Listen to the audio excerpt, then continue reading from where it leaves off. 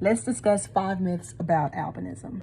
Myth number 1 says that albinism is contagious. And while I do agree that albinism, we kind of contagious on the whole. People want to, they're so obsessed with us, they have to go out and make lies on us tip. Yeah, we're really contagious because, a lot of people are really, they really, really, really are they really are quite obsessed with us. Sometimes I low-key feel like people want to be albinos or people with albinism, but that's just me. Anywho, albinism is not contagious because it takes the parents having the recessive gene for albinism in order for them to have a child or children born with this condition. So what does that mean? That means that it takes one from mama and one from daddy in order for a person to be born with albinism. This further means that if you sit next to myself or anyone else who has this condition, you will not suddenly become an albino or a person with albinism. Why? Once again, it depends on genetics, not so much on you touching me or if I cough or if I sneeze. Now, if I cough or if I sneeze on you, you might catch something else if I'm sick, but albinism is not airborne. It deals with genetics. So unless your father or your mother carry the recessive gene for albinism, or if you're pregnant and you carry the recessive gene for albinism and that child's father carries the recessive gene for albinism, that's the only way a child or children can be born with this condition. Otherwise, they won't have albinism. So you ain't got nothing to worry about, child. Chill out. It's just genetics. It's just genetics.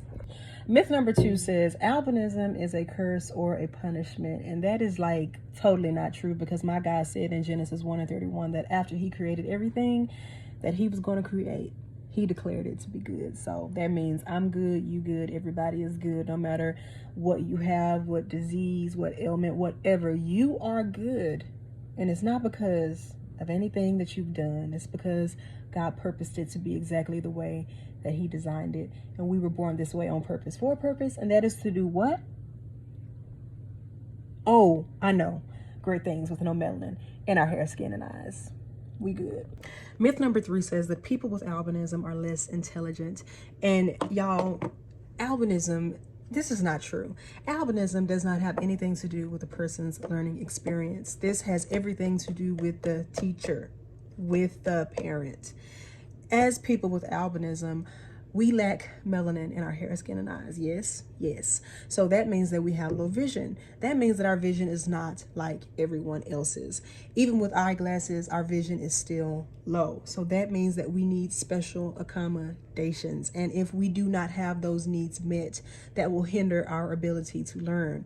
So for example, if you're sitting in a classroom and the teacher is writing really, really, really small on the board, and you're sitting next to your friends and they're all just scribbling away, but you can't write what the teacher's writing, it's not because you don't understand. It's just because you cannot see. You can't see what they're putting on the board. Or if you're reading a book and the font is too small in the book, it's not your fault that the wording is so small in the book. You just need larger words so that you can see. Again, this has nothing to do with anyone's learning capabilities, but it has everything to do with their special needs not being met. So in our case, all we need is for that font to be enlarged, and we will be just fine. We need someone who will take the time to meet our needs in making sure that we can see what they're presenting. And this is especially true for children in school. Teachers, you don't have to be well versed in everything, but make sure that if you have a child or you have children in your classroom with albinism, that you're presenting them with things that they are able to see. Even if they say, yeah, I can see it. No, go and make sure that they can actually see what it is that you're writing. Parents, it's the same way. Go talk to your child's eye doctor and make sure that you're doing all that you can to ensure that your child or children can see adequately enough so that when they're in the classroom or when they're doing their homework, they're able to see it well enough to understand and to grasp and to do the things that they need to do. Because people with albinism are very intelligent. Again, albinism has nothing to do with our educational or learning experiences. I know for myself, I'm all right.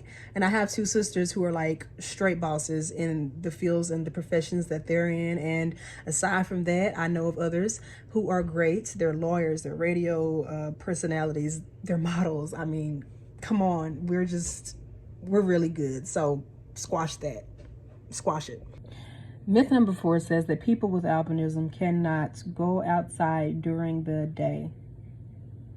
Do y'all see the sun shining on me? We can go outside. We lack melanin, okay? We do. And yeah, we cannot be exposed to the sun for long periods of time. As with anyone, we can get skin cancer. Yes. As with anyone, we can sunburn. Yes. There are plenty of people with melanin who experience those two things that I just mentioned. So it's not like it's some big, oh my gosh, because it affects everyone. The sun affects everyone no matter what you have. We all have to wear sunscreen. We all have to take protective measures to ensure that we are safe when we go outside, especially in the summer months. So when it comes down to people with albinism, because we do lack melanin in our skin, which is the largest organ on our bodies, we do have to take protective measures. So sometimes you'll see us in long sleeves. Sometimes you'll see us with wide brimmed hats, and we have sunglasses, and we have to make sure that we wear sunscreens with high SPFs because we are more at risk for sunburn and melanoma, things like that. But at the same time, who isn't? I mean, you know, who isn't? It's just with our condition, we are a little bit more susceptible to it because we don't have any melanin to work as a barrier between us and the sun. So we can go outside with protective measures. We can go outside. We can wear short sleeves. We can go outside. We can play. We can go outside. I don't know how many more times I have to say that, but somebody might not be getting it. So let me say it again. We can go outside as long as we do just like any other human being has to do.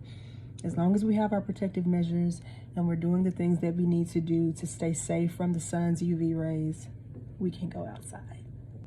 The last myth that I'm going to cover for today says that albinism only affects our appearance. And as I mentioned a moment ago in the previous slide, our skin is the largest organ on our bodies. So when people see us, they see our skin. So they automatically think that albinism only affects our skin. We only lack melanin in our skin, but that is not true.